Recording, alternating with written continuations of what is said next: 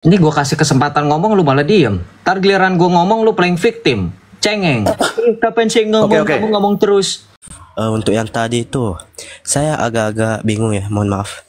Ya kalau kamu nggak bingung kamu jadi Kristen. Karena kamu di luar Kristen kamu masih Islam ya jadinya bingung. Gitu. Amin. Iya. Iya, mohon maaf, mohon maaf. Tuh. Ya iyain teman-teman. Begitu. Puji Tuhan akhirnya lu ngaku juga dari sekian banyak orang. Ya silahkan lanjut. Begini bisa lebih dijelaskan lebih lanjut yang tadi itu, Yang tadi ya. yang surah Al-Baqarah sama Al-Fajr itu. Oke. Baik dari Al-Baqarah dan Al-Fajr kalau kamu buka dan kamu baca, perhatikan dan simak seksama bahwa dalam Al-Qur'an, dalam surah yang berbeda dan ayat berbeda di situ dikatakan narasinya hampir sama. Berbicara tentang hari akhir dan hari kiamat, betul ya? Iya, betul. Betul. Hari kiamat di situ peristiwanya nanti Allah akan datang bersama dengan malaikat berbaris-baris, betul ya? Iya. Betul. Oke. Tadi kan yang bertanya itu mau membuktikan Yesus Allah dari mananya. Kenapa saya langsung buka Al-Quran? Karena saya melihat yang bertanya itu potensi untuk memahami lebih terbuka ketika membahas dari sudut pandang imannya, teman-teman. Jadi bukannya saya nggak pede dengan Alkitab. Kita harus memahami situasi dan kondisi. Ingat Tuhan Yesus pernah berkata, lihatlah aku mengutus kamu ke tengah-tengah domba. Ke tengah-tengah serigala seperti domba. Jadilah tulus seperti merpati dan cerdik seperti ular. Kan gitu. Ya, yang saya terapkan seperti itu. Cerdik ya, bukan licik. Jadi ketika berbicara mengenai bagaimana tanggapan saya tentang pertanyaan mereka, saya melihat tadi yang bertanya itu tidak akan terima begitu saja kalau pakai Alkitab. Maka kita masuk dulu dalam posisi iman mereka. Gitu. Karena begini teman-teman, kamu saya mute dulu ya. Kamu menurut sebagian besar teman-teman Islam, Allah itu adalah nama lain dari Tuhan mereka. Bukan nama lain, sorry. Nama Tuhan mereka. Nama Tuhan mereka Allah, Allah itu nama Tuhan mereka. Gitu. Jadi kita coba berusaha untuk memahami, oke, untuk poin itu saya coba ikuti, gitu. Untuk poin itu saya ikuti, kita buktikan, oke, kalau Allah itu Tuhanmu, oke. Makanya kita langsung buka, mereka punya kitab. Nah itu, nah kita balik lagi ya poinnya. Jadi kalau teman-teman dari tadi menyimak, memang dalam surah yang berbeda, dalam ayat berbeda dikatakan hari kiamat itu Allah yang akan datang, gitu. Kalau misalkan nggak terima dengan surah Al-Baqarah bisa bantah surah Al-Fajr 22 di situ kan jelas. Waja'a rabbuka wal malaku soffan soffa. Waja'a rabbuka itu tidak berbicara mengenai azab, nggak ada. Langsung waja'a rabbuka dan datanglah Tuhanmu. Rabbuka itu artinya Tuhanmu, teman-teman. Siapa Tuhanmu? Allah kan? Zilah. Betul nggak? Iya betul. Rabbuka itu Tuhan. Oke, sebentar. Teman-teman, saya paling nggak suka dengan narasi orang-orang komentar sok tahu dengan roomnya Joseph, dibilang katanya ini teman saya. Nah, kamu yang komentar, kamu buktikan. Karena kamu yang nuduh saya naikin orang yang settingan dalam tanda kutip. Nah, kamu kan berarti bukan settingan dalam tanda kutip. Kamu naik ya, bantuin dia. 2 Islam lawan 1 saya. Zila bukan teman saya. Nggak kenal, saya baru kenal ini. Ketika request. Saya lanjut ya. Nah, saudara, sekali lagi kamu nanti saya minta tolong kamu tetap stay di Al-Baqarah 210 dan surah Al-Fajr 21 sampai 22 sementara saya membuka Matius 24 ayat 29 sampai 31. Kita akan tampilkan di layar semuanya. Ya, teman-teman. Nah, di sini kan dikatakan apa? Nih, ini Alkitab ya, bukan Al-Qur'an saya edit-edit. Nih, ini Alkitab ya. Matius 24. Perikopnya kedatangan anak manusia. Betul ya? Oke, kita baca di sini. Ayat 29. Segera sesudah siksaan pada masa itu, matahari akan menjadi gelap, bulan tidak akan memancarkan sinarnya, bintang-bintang akan berjatuhan dari langit, dan kuasa-kuasa langit akan guncang. Pada waktu itu akan tampak tanda anak manusia di langit, semua bangsa di bumi akan meratap dan mereka akan melihat anak manusia itu datang di atas awan-awan di langit dengan kuasa dan kemuliaan yang besar. Ia akan mengutus malaikat-malaikatnya yang dengan bunyi sangkakala yang dahsyat akan mengumpulkan orang-orang pilihannya dari keempat penjuru bumi, dari ujung langit yang satu ke ujung langit yang lain. Jelas ini kedatangan Yesus Kristus. Jelas sekali narasinya bahwa anak manusia akan tampak tanda di langit. Melihat anak manusia itu datang di atas awan-awan di langit, betul ya? Nggak ada yang diubah, nggak ada yang diedit ya. Sekarang kita baca di sini Al-Baqarah 210. Tadi. Tidak ada yang mereka tunggu-tunggu pada hari kiamat kecuali kedatangan siapa? Allah. Dengan narasi seperti apa penggambarannya kita lihat dalam naungan awan bersama malaikat. Baca di sini. Ia akan mengutus malaikat-malaikatnya. Kenapa? Kan saudara nanti bertanya, Yesus itu datang itu berarti sama malaikat? Iya. Saudara tahu kenaikan Tuhan kita Yesus Kristus peristiwanya seperti apa? Mau bukti? Ini kan Yesus ngomong ini sebelum kenaikannya ke sorga. Ya enggak? Ya, sebelum kenaikannya ke sorga. Kita lihat bagaimana kenaikan Yesus nanti ada dalam Kisah Para Rasul. Kita buka dalam Kisah Para Rasul 1 ayat yang ke-11. Kita baca di sini. Nih, ya. Kita baca dari ayat 9 ya. Sesudah ia mengatakan demikian, ia di sini merujuk kepada siapa? Yesus. Ya, Yesus diangkat ke sorga. Yesus mengatakan demikian, terangkatlah ia disaksikan oleh mereka dan awan menutupnya dari pandangan mereka. Ketika mereka sedang menatap ke langit, waktu ia naik itu tiba-tiba berdirilah dua orang yang berpakaian putih di dekat mereka dan berkata kepada mereka, "Hai orang-orang Galilea, mengapakah kamu berdiri melihat ke langit? Yesus ini yang diangkat ke sorga meninggalkan kamu akan datang kembali dengan cara yang sama seperti kamu melihat dia naik ke sorga." Saudara perhatikan, saya mau garis bawahi kalimat di sini. Ya, Yesus ini yang dikatakan yang diangkat ke sorga meninggalkan kamu akan datang kembali dengan cara yang sama. Saudara perhatikan cara yang sama ini. Perhatikan, cara yang sama seperti apa? Pertama, saudara perhatikan di sini. Yesus naik ke sorga, lihat, disaksikan oleh siapa? Disaksikan oleh orang banyak ya. Betul ya? Disaksikan oleh orang banyak, murid-murid Yesus nih. Disaksikan oleh orang-orang banyak. Dan kemudian ditutupi awan, betul ya? Ditutupi awan. Kemudian ketika mereka sedang menatap ke langit, tiba-tiba berdiri dua orang yang berpakaian putih. Ini adalah malaikat. Gambaran malaikat. Sekarang kita balik lagi dalam Matius, jauh sebelum ketika Tuhan Yesus naik ke sorga tadi. Nih, Matius 24, 29, 31. Konsisten nggak kira-kira Yesus ini? Nih, anak manusia di langit, semua bangsa di bumi akan meratap. Nih, meratap itu menyaksikan, melihat anak manusia itu datang di atas awan-awan di langit dengan kuasa dan kemuliaan. Ia akan mengutus malaikat-malaikatnya. Sama dong berarti. Yesus ini yang naik ke sorga akan datang kembali dengan cara yang sama. Perhatikan, uniknya ketika saya membuktikan Yesus itu Allah atau bukan, Quranmu mengatakan dia adalah Allah. Karena yang datang itu Allah. Ini Al-Baqarah tadi. Nih. Sama. Kita buka lagi tadi. Bahkan lebih lengkap kalau saudara baca tadi surah Al-Fajr ya. Surah Al-Fajr itu surah ke-89. Nih. Kita buka surah Al-Fajr ayat 21 sampai 22. Nih. Jangan sekali-kali begitu apabila bumi diguncangkan berturut-turut. Berarti ini berbicara tentang akhir zaman. Nih. Kemudian apa dikatakan? Tuhanmu datang bersama dengan siapa? Begitu pula malaikat yang datang berbaris-baris. Atau bukan ya seperti ini.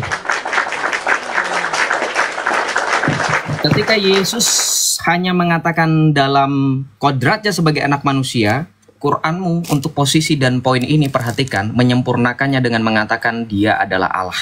Jadi sangat lengkap ketika disandingkan kemanusiaan dan keilahian tadi, kealahan tadi. Ya, mau bukti lagi? Oke, apakah ada Joseph perjanjian lama? Oh ada, ya ada. Nanti di dalam Yesaya saudara bisa baca di situ dikatakan bahwa lihatlah Tuhan Allah sendiri yang akan datang. Itu ada di dalam Yesaya. Jadi dalam perjanjian lama pun dikatakan Allah yang akan mengadili orang hidup dan yang mati dan Allah yang akan datang pada hari akhir nanti. Jadi ketika Yesus menyatakan itu sangat menggenapi apa yang sudah ada dalam perjanjian lama. Dan kemudian dalam poin ini, perhatikan saudara, dalam poin ini saya harus mengakui mereka menyempurnakan. Kenapa? Kan tadi saudara lihat di situ hanya dikatakan anak manusia. Hanya kemanusiaannya saja dari duinatur. Quran mereka melengkapi dengan kodrat keilahian. Makanya dikatakan Allah yang akan datang. Tuh ya, luar biasa. Saudara kalau misalkan mau buka Matius 16 juga, di situ juga dikatakan Matius 16. Ya, Matius 16 juga nanti di situ dikatakan dia akan datang bersama dengan malaikat. Matius 16 ayat 27, di situ nanti kan perikopnya pemberitahuan pertama tentang penderitaan Yesus dan syarat-syarat mengikut dia. Ini jauh sebelum Yesus disalibkan. Bahkan di situ Tuhan Yesus sudah mengatakan apa dalam Matius 16 ayat 27? Sebab anak manusia akan datang dalam kemuliaan Bapanya bersama dengan malaikat-malaikatnya. Pada waktu itu ia akan membalas setiap orang menurut perbuatannya. Tuh. Jadi memang konsisten sekali Yesus yang adalah Allah itu. Karena kan Allah itu nggak mungkin pelin-pelan. Bilangan 23 ayat 19. Hello, orang-orang Islam yang sering kalian kutip. Allah bukanlah manusia sehingga ia menyesal. Allah bukanlah anak manusia sehingga ia berdusta. Betul nggak teman-teman? Luar biasa ya, itu bukti bahwa Yesus adalah firman Allah yang tetap konsisten dengan apa yang telah dikatakan sedari dalam perjanjian lama sampai perjanjian baru. Nah, yang bilang ngawur-ngawur ini, bentar, kamu Zila ada lagi yang mau ditanggepin? Kalau nggak ada, saya itu sudah kegetan. cukup. Terima kasih banyak. Cukup, ya? Sebenarnya saya bertanya begini untuk bertanya nanti sama ustaz saya. Oh, Meminta kamu tanya penjelasan sama lebih. ustadzmu nanti ya, yang datang di hari kiamat Allah atau Isa? Yang jadi hakim Iya. Allah atau Isa? Nah, kamu nanti bawa dalil itu ya. Di Al-Quran Al-Fajr ayat 21-22 itu Allah bersama malaikat baris berbaris.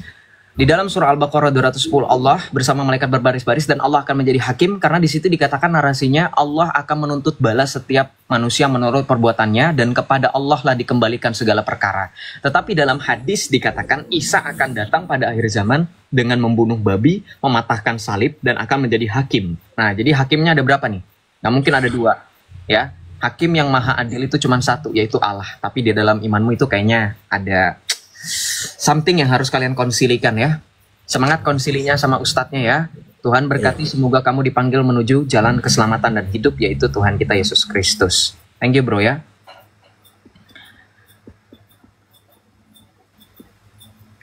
X lu jangan nanti yang gua taikin X, jangan ikut-ikutan ini yang bilang ngawur-ngawurin ini. Thank you teman-teman atas berkatnya melalui gift. Thank you. God bless, God bless, God bless. Teman-teman saya nyanyikin dulu ya. Salve bro. Salve bro Rom, salve Ko Charles, salve bro Johan Sohyun. Selamat bergabung teman-teman. Salve. Kita lanjut ya teman-teman ya.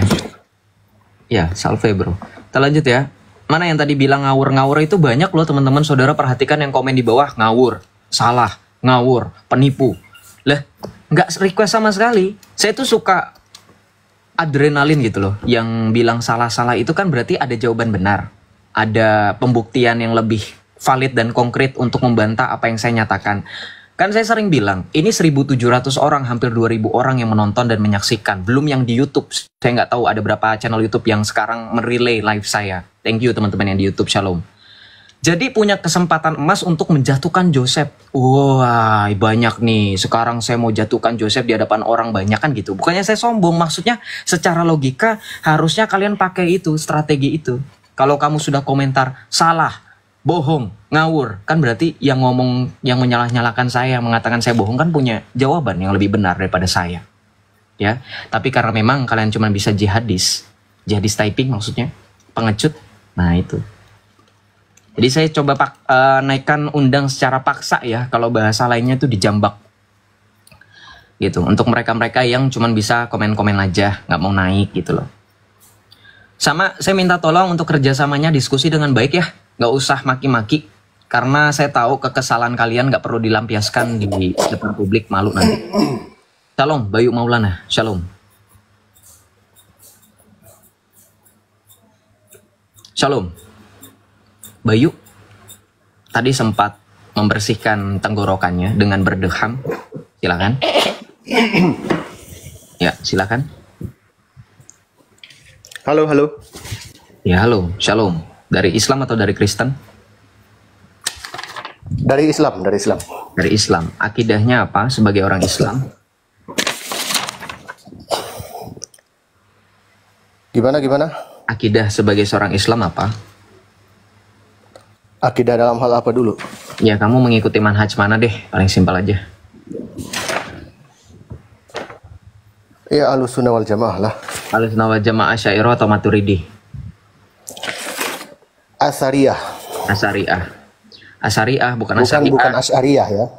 Asy'ari, Imam Hasan ala Asy'ari. Bukan itu. Berarti kamu tidak memahami konsep Asy'ari. Berarti kamu tidak memahami konsepnya Imam Hasan ala Asy'ari. Kamu tahu Asy'ari nggak? Saya punya kitabnya, kitab Al-Umah dan Al-Ibanah. Itu Asy'ari. Ya udah. Saya bilang punya kitab Asy'ari. Asy'ari itu siapa? Asy'ari dan Asy'ari itu beda. Ya, Asy'ari dan Asy'ari itu siapa? Asy'ari siapa? Yang saya maksud itu Asy'ari Imam Ahmad. Imam Ahmad siapa? Imam Ahmad bin Hambal. Itu namanya mazhab kok. Aduh, Hambali itu kan. Imam Ahmad bin Hambal. Saya nanya manhaj. Mazhab itu ada 4. Hambali, Hanafi, Maliki, Syafi'i. Akidah itu ada 73 golongan. Manhaj kalian itu kan terpecah menjadi 73 golongan. Ahlussunnah wal Jamaah, Asy'ariyah, Maturidi, ya.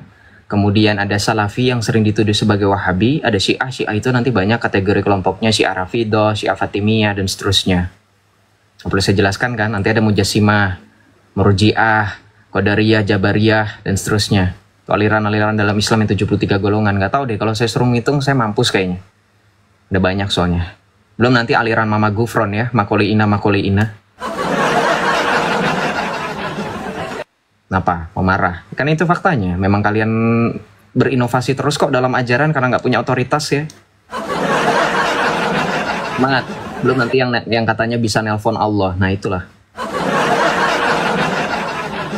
Belum nanti yang katanya mengatakan Muhammad itu Allah. Nah itu semangatlah. Lanjut bro. Ini boleh ngomong atau enggak nih? Dari Ya, tadi boleh. lu bacot doang ini. Ya kalau bacot karena saya manusia, kecuali kalau saya batu yang diberi kesaksian pada hari kiamat, apa itu ya? Batu kamu, Hajar Aswad.